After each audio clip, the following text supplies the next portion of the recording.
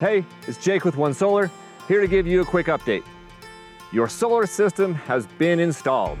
Congratulations, all of the electrical and the rooftop has been completed.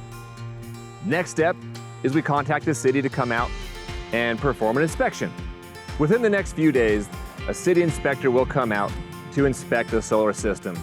Please be home and please be available for the inspection. We'll contact you and let you know when that inspection is to occur.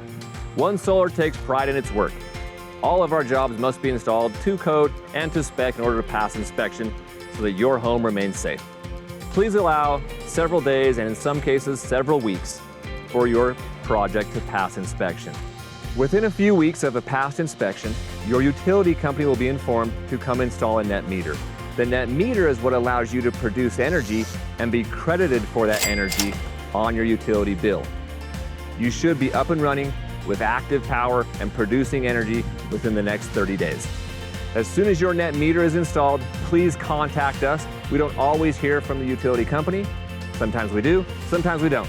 If you see a new net meter installed in your home, please call us and we'll come out and activate your system and get you producing power and install your monitoring device so that you can see how much money you're saving every single day. Thank you again. See you next time.